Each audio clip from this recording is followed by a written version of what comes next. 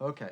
I'm Tom Murphy. I'm Corpus Christi's 2021-2022 Poet Laureate. And I'm actually retiring from being a professional assistant professor in an English department here at Texas A&M Corpus Christi University. I said that wrong, Texas A&M University, Corpus Christi. There we go.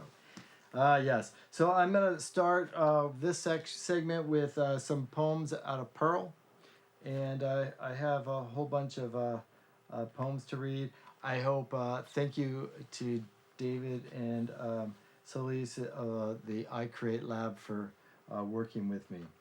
This one's called Civic Center BART Station. So it kind of moves around on the map. BART is the Bay Area Rapid Transit in San Francisco, but we do end up at one point in time in upstate New York and in New Mexico too. We start there in New Mexico actually. Civic Center BART Station. The sun first struck the mesa at Acoma. Cisterns full of fresh water, rainwater, like words spoken. We are not safe from fire here. That crystalline dawn lost the crisp air. David Lynch says, Haley's comments come and gone. San Francisco's ferry building clock spire disappears, bottom up at the end of Market Street, with each step taken down the broken escalator. Below, traffic wait, bay-filled jelly nestled, the faux marble BART platform flat round seat. Like a sculptured dais, sits a younger man than I. He quickly stands, barely out of reach. His rumpled hair and clothes make it clear that he has not slept. A portable mirror framed that nervy blue-eyed stare with mahogany. The entropy, his face is mine. His mouth opens as a BART train zips electric tracks, bleeps twice while the ionized breeze taps his forehead with a cockadoodle strands. My follicles only skull peak as fresh grass pops the earth crust. His mute lips speak. David Lynch says Sam Clemens born and Mark Twain dies in Halley's Comet years. Long after one night's fidget tent bivouac, Adirondack forest, bear infested, sports page and hatchet, 5 miles down a dirt road so crooked, fringed with bushes. Early morning dust trails the Winnebago, coat hanger down the Corolla window to deliver ignition key and mobility. The whole country seemed fluid to the eye. David Lynch says, in 1809, Lincoln's born the exact moment as Charles Darwin.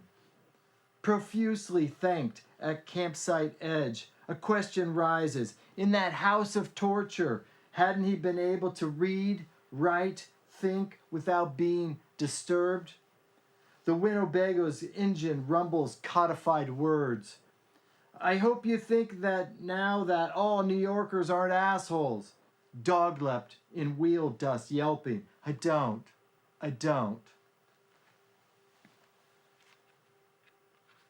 This next poem is a long poem, and the title poem for this collection, Pearl. On this Friday, as November turns towards winter, my thoughts gravitate towards you, Pearl. Living in your rented white farmhouse next door, an easy walk through the hedge gap to your wisteria-laden stoop, with the McGovern for President bumper sticker on an upper beam. An oak desk inside the enclosed porch, then the step up over the worn wood threshold to the living room and another oak desk. They look towards each other through the glassless windows. Pearl, once I remember my brother Chaz and I facing each other at the uneven desks.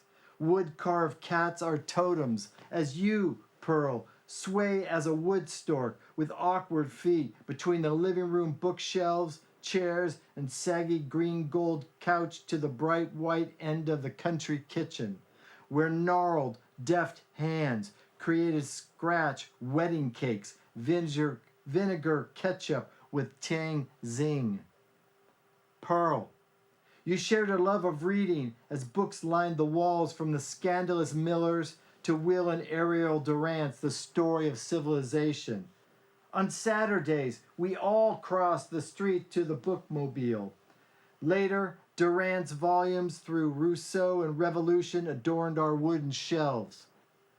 Pearl, when the street crew tarred and graveled the rough roads through our humble barren park, you persuaded the workers to dump a huge load of gravel, to spread down your lengthy drive, where later parked the travel van the size of a UPS truck that slept 10. You would travel states with friends to mysterious locations, Pearl, stopping where you wished, settling for a night or more. Pearl, as Bear the cat right now is on my desk, so did your orange long-haired cat you named Dammit sleep in the comfort of your warm home, where Gordo the blind toy bulldog's nails scrape across the wooden floors, following your heels through your many rooms. Pearl, you liked your bourbon straight in a highball glass and had a master's in English literature. Hitchhiked in your 20s during the Great Depression from your native home east across this wide, hip country by yourself. How did you pay for your way, Pearl? Although you married late to Oscar Krauss, who took his life in your gravel drive while sitting in the car front seat, a hose connected to the exhaust snaked up through the window for his eternal sleep, you never had kids or grandkids, but you treated us three boys as such, Pearl. In your always clicking mouth, your tongue rolled my name as a pebble that murmured, Tommy. You taught me that fallen golden apricots and purple plums could be dried, but Pearl, I couldn't eat the red figs you said were so tender. You were well liked by my great-grandmother Joa Norris, a former Quaker. You two would knit and visit together. She stayed over for a fortnight.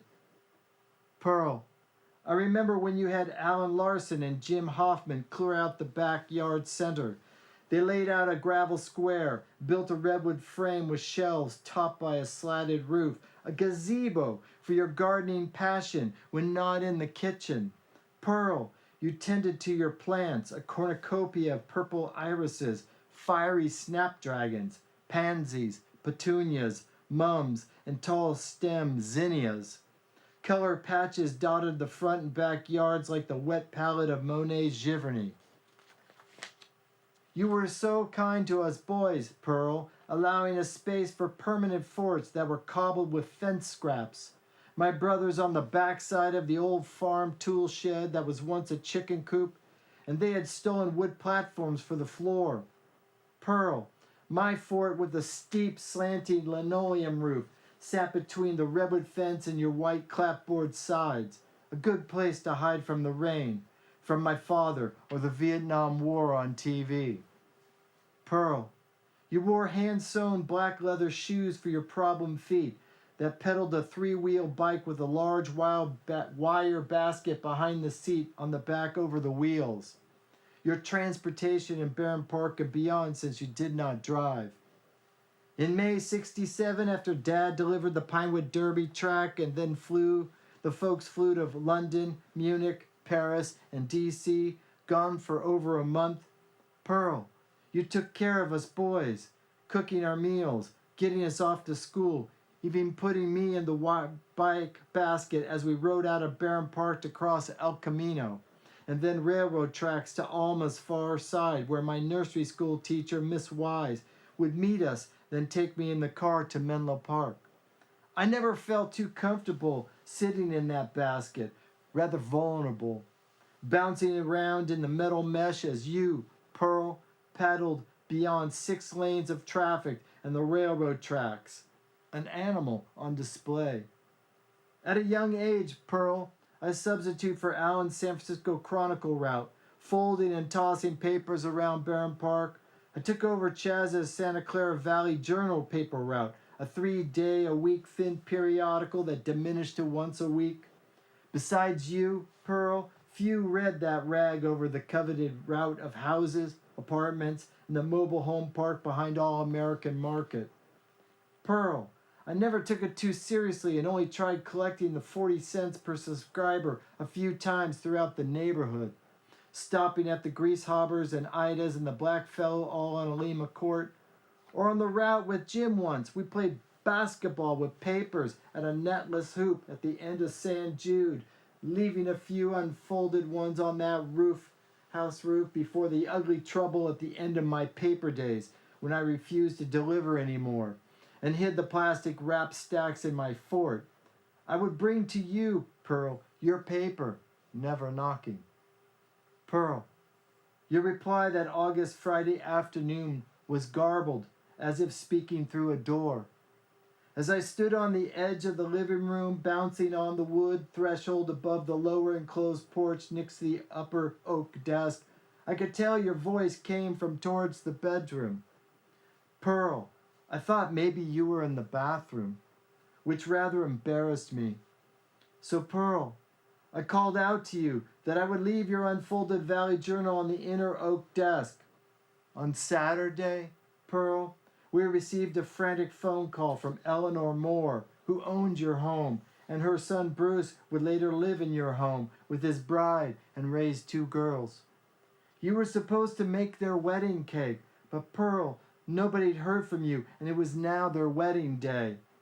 Dad and Mom ran next door and quickly found you, Pearl, on the bedroom floor, having fallen, hitting your head severely. Blood nearly dried had pooled around your soiled clothes. We boys were told to stay in our yard and not come inside your home, Pearl. Pearl, Those dreamy jams caress me sweetly. I don't bleed anxiety sweetly. The bright beam of reverb hits me fast. Its speed soothes my neurons sweetly. I like steam and how it breathes in me, sending emotions away sweetly. Like a dream, it touches me gently, singing to me, loving me sweetly. I just want a sunbeam to hug me, to radiate energy sweetly. Blue seems to creep down beneath to me, but golden rests beside me sweetly. All it is history.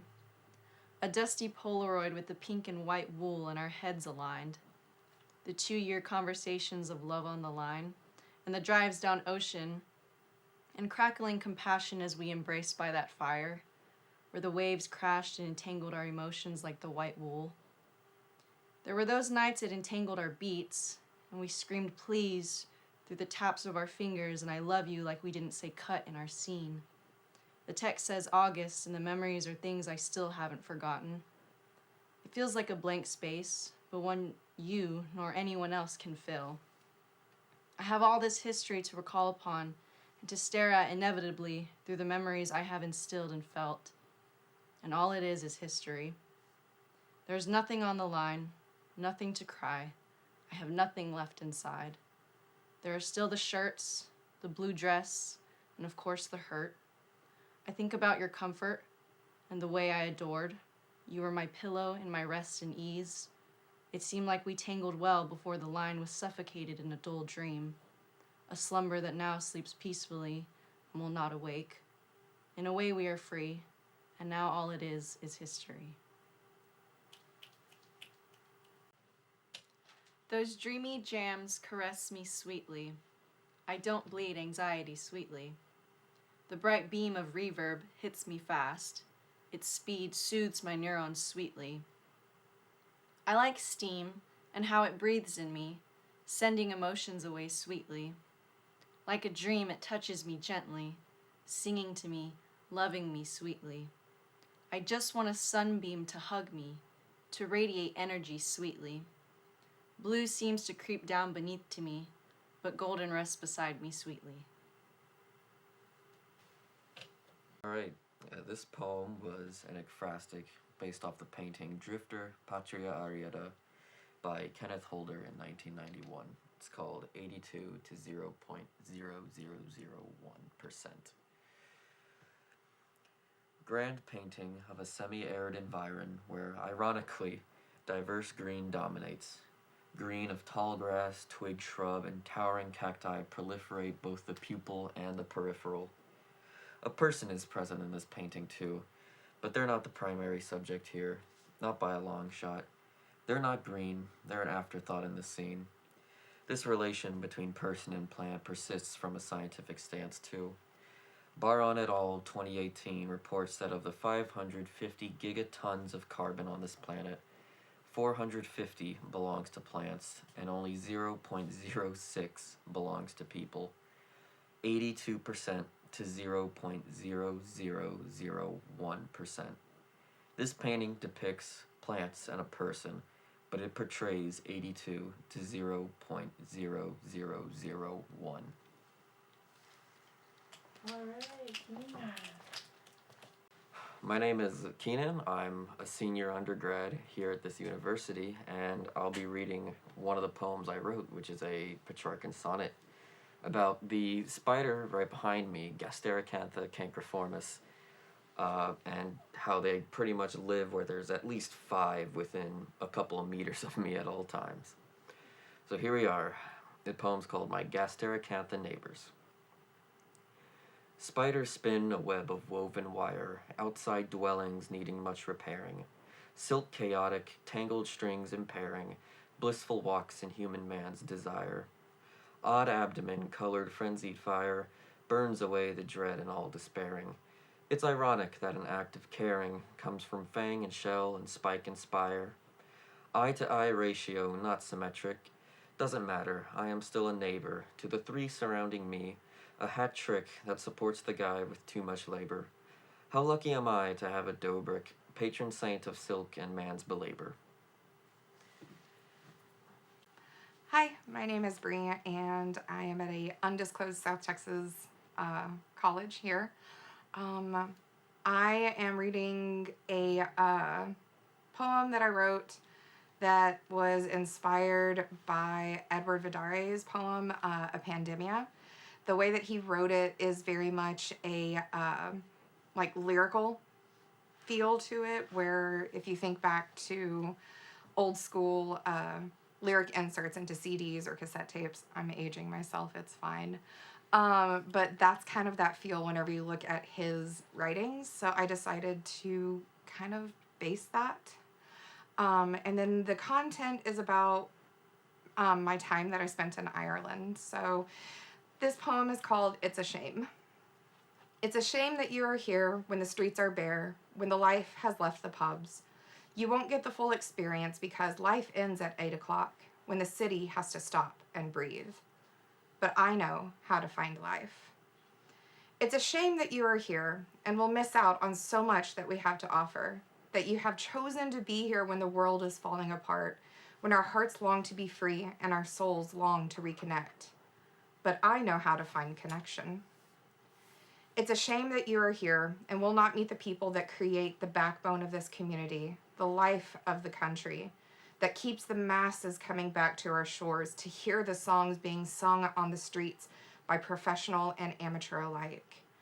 But I know how to find the music. It's a shame that you cannot see what I see.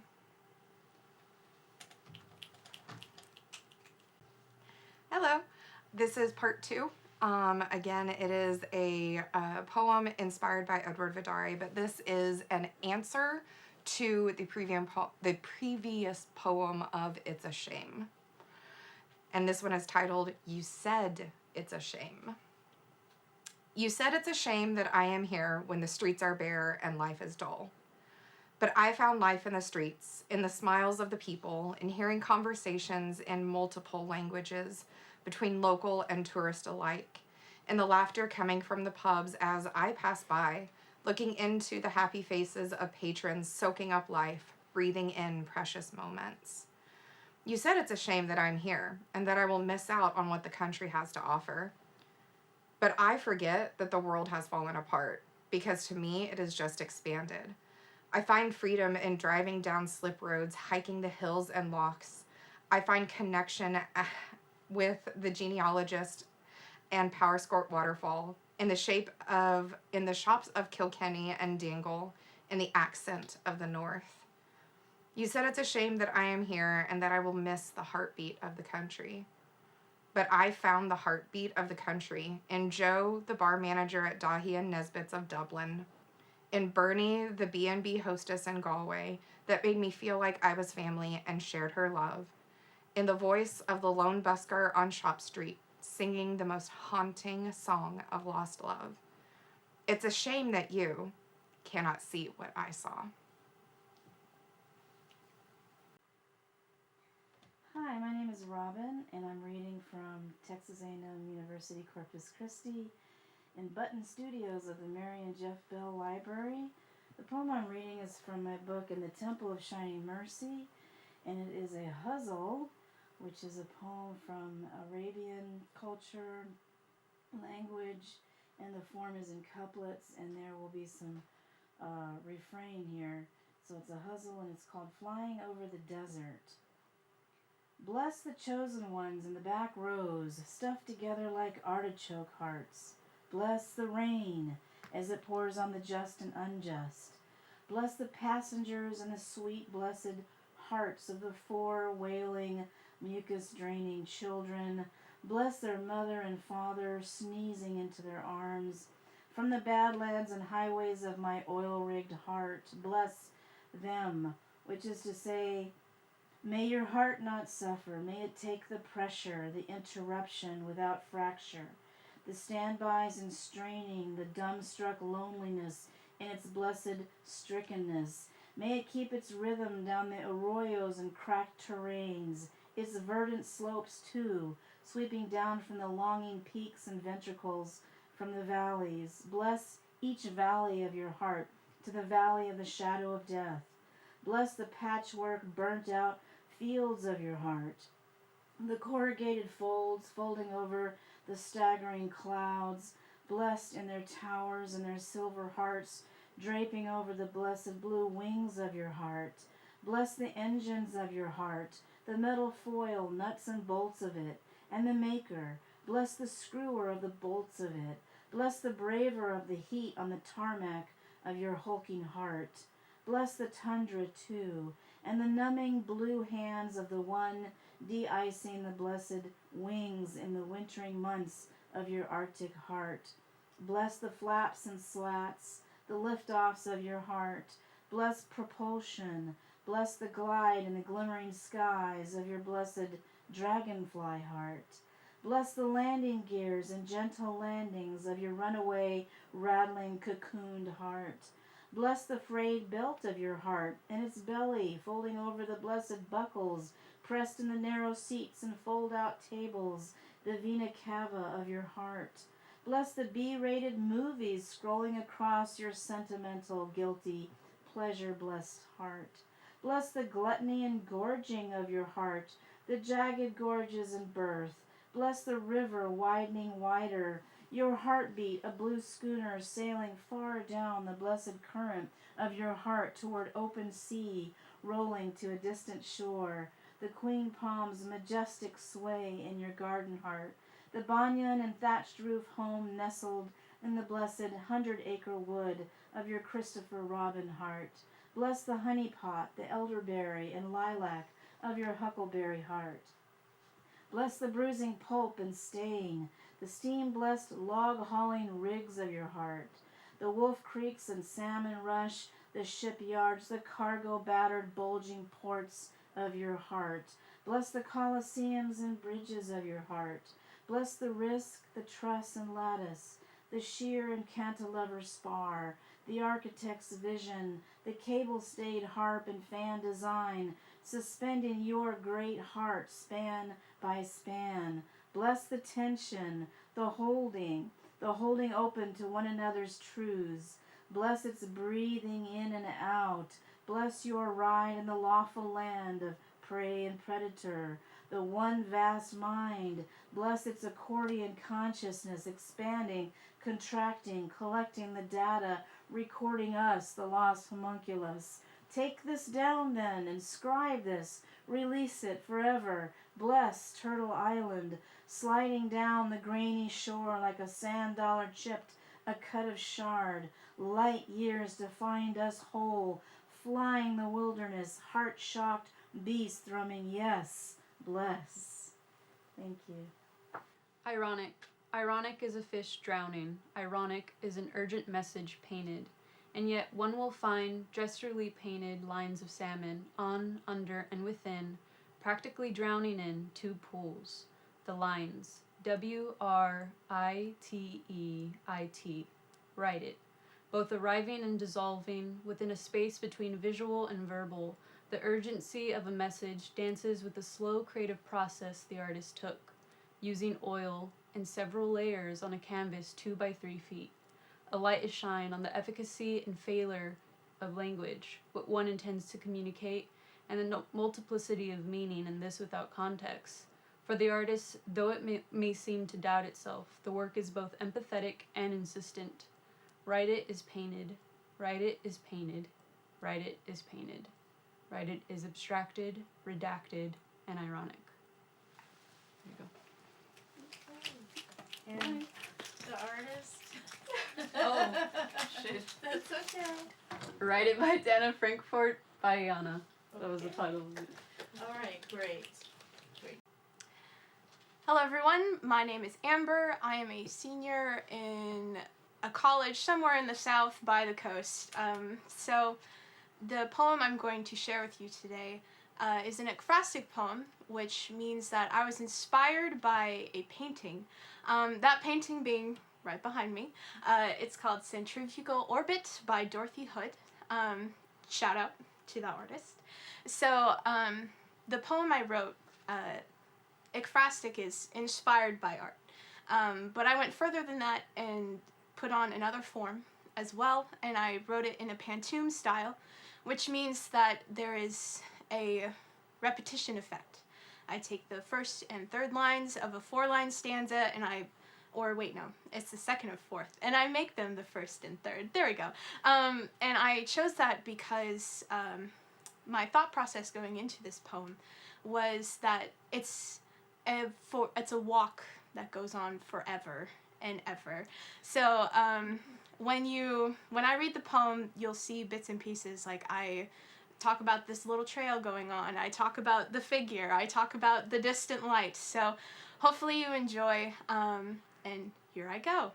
So this poem is called Through the White.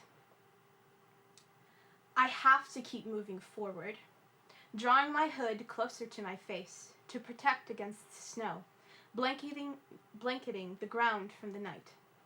My hood frames my face, blocking out everything but forward, white blanketing the ground under the sky, with only an unseen path to guide my way. I have to block everything to keep going forward. The stream from my side unbearable with pain. My path stretches on, steering my gait, move into the dark, towards that distant light. The stream from my side hurts with each step, staining where I walk, marking where I've been. Keep moving towards the distant light, since it's the only difference within sight. Each step marks where I've already been, various shades of trailing red, telling the difference in time between when I'd last walked this same land. There are various shades of red swirling in the light, the pinpricks of stars within beckoning to me, to leave the wandering within this loop, but how can I reach that end? Light calls to me from so far away. My cape feels heavy, dragging along the snow, so far away from my reach, no matter how far I walk.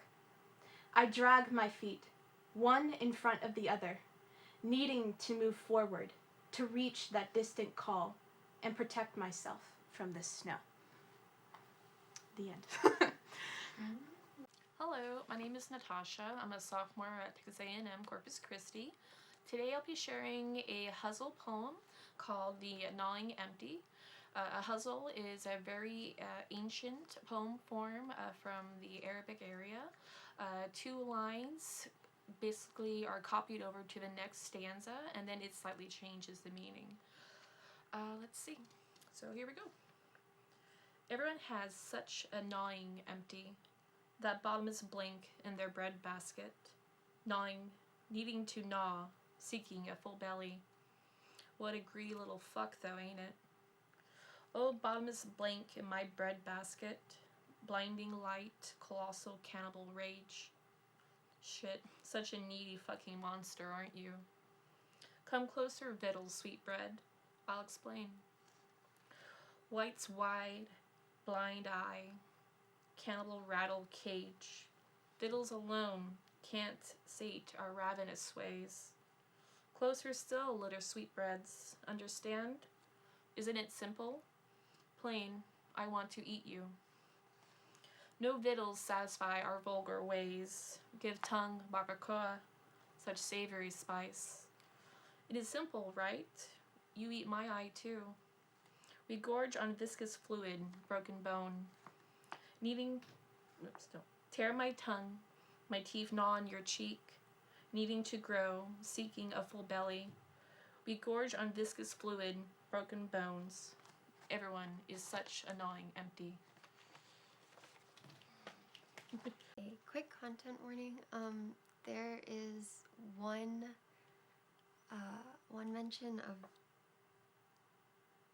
self-harm, so okay. I am sick, which is unfortunate because I had very productive plans for today. I have productive plans most days, but most days it's my own silly will to ignore them. Instead, today I am sick, which frustrates me. Sometimes I'm productive in an unproductive way. I went through my Tumblr and deleted most of my self-harm blogs, not all of them, sorry, and my depression blogs from my following. I followed a mental health blog and a yellow blog in their place. I got up to get ready for my very busy day, and as I reached up into my closet to get dressed, I got nervous. So anxious, I felt rush after rush of butterflies until it was almost painful, and I don't know why. I blame nausea, but maybe it's all in my head. Maybe this too is me choosing not to be productive, and my body is just giving me an excuse. On the flip side, sometimes there's something so serene about deciding not to do the work anymore. The work you've been on for a week, minus, of course, the time taken by the Texas blizzard, minus the time spent leeching off the neighbor's Wi-Fi to do said work during the cold. I have made the decision to sit down with all the windows open, drinking a smoothie, and listening to my weird-ass music, even though it all kind of sounds the same, like an amateur indie band playing out of garage and speaking rhythmically instead of singing. And I'm thinking, like I hate doing. Normally I hate catching myself sitting and thinking because I do it so much, not in a productive meditation way, but in a zoned out dissociative kind of way instead. But right now I am Katy Perry laying on her cotton candy cloud or on her pink lawn chair out in front of the white picket fence. Not a care in the world. Thank you. Hello, my name is Ray. I'm a first-year student at an undisclosed South Texas college, and today I'll be reading a poem titled Fate. It's in the style of a ghazal, and that's where it's written in couplets, and the final word of the second line repeats each time, and it's talking about the impermanence of everything, and I really like the idea of the word fades being the one thing that is constant throughout the poem. So, without further ado, I'll be reading my poem, Fate. Violence of the daybreak fades, vibrance of the sun's ray fades. Cheeks kissed by youth's flame, smolder and char as the face fades. Memory evades old trodden lanes, a plague the mind's final fade. Beckoned from beneath a grave, flesh decays, the body fades. No one remembers a name, at last our ray will fade. That's it. Hi, I'm Leah, and I'm going to be reading a sonnet, a Petrarchan sonnet. This particular poem has its own rhyme scheme, It has 8 lines in the first set and 6 in the second. And my practice was kind of inspired by another poet, Edna St. Vincent Millais. And I kind of emulated her rhyme scheme in this one. So this is called Please Do Let Me Buy You a Drink Tonight. Please do let me buy you a drink tonight. Let's forget about our broken hearts, with little healing time for mending parts. Pick your poison and cheers me, I implore, and soon we won't remember what we came here for. My insides fall apart, my ears ringing, with echoes of his voice silently screaming. Let's stay up past midnight and have a good cry. Consequently, our hearts may burst by dawn, bringing our heart pain up behind our eyes. His ringing voice will become a piercing knife, enhanced by whiskey and perpetual lies. Pounding heads distract bent hearts from where we've gone. Please don't let us drink to men the rest of our lives. Hi, I'm Casey, and I'm going to be reading a free verse poem. There we go. Free verse poem. It's kind of just a dump of thoughts. We'll see how it goes. Okay. I don't believe in soulmates exactly, or even close, really. To do so would automatically imply the belief of predestination, and why the hell am I gonna let anybody, deity, universe, or otherwise, determine my life, my fate, my actions before I'm able to do so much as breathe? Decide for me who I should be, who I am, or who I love. Those are my plants to grow, and to allow to grow me. Instead, my idea of how things work in this fucked up life is that soulmates change. They're not forever. After all, why would they be? We change. My thoughts are that the person who may guide you to change, develop, learn in the way you need it most is who. I may not be my soulmate's soulmate. I may not meet my soulmate at some point in my life, but I will always find what I need to, and I will grow.